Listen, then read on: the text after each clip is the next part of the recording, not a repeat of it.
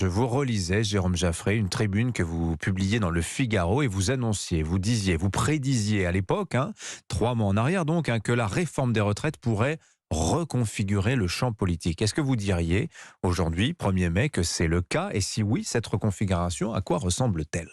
Alors, elle ressemble à une situation extrêmement difficile pour le pouvoir en place. C'est-à-dire qu'au fond, nous avons cristallisé, je dirais, une situation où le pouvoir est minoritaire, très clairement minoritaire. Minoritaire. Et à tous les niveaux. C'est-à-dire C'est-à-dire qu'il est minoritaire d'une part dans l'opinion publique, mais ça, vous me direz, c'est arrivé à bien des pouvoirs avant, sous la Ve République. François Mitterrand, Jacques Chirac, Nicolas Sarkozy, François Hollande. De président en président, d'ailleurs, nous avons un phénomène de minorisation dans l'opinion publique. Il est minoritaire au Parlement, et c'est apparu très clairement. Là, alors il y a la majorité relative, mais qui dit majorité relative dit que si tous les autres partis se regroupent ensemble pour refuser un texte, ils sont majoritaires. Ça n'arrive pas.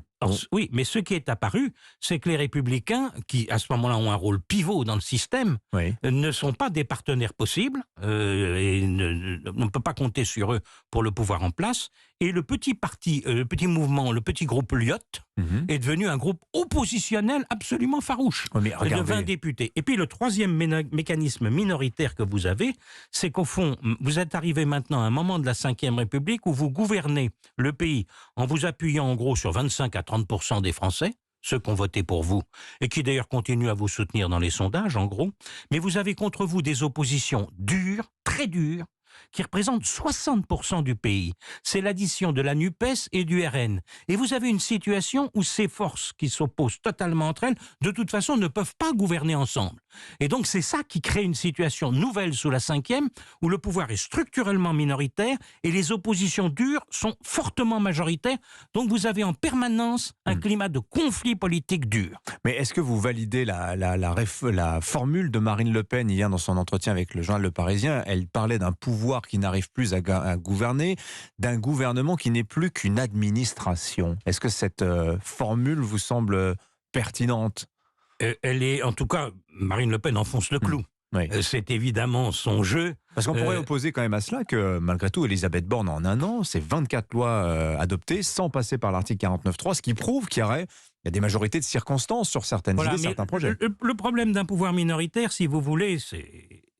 Ou bien vous êtes dans l'immobilisme politique. Vous ne prenez plus aucun texte important.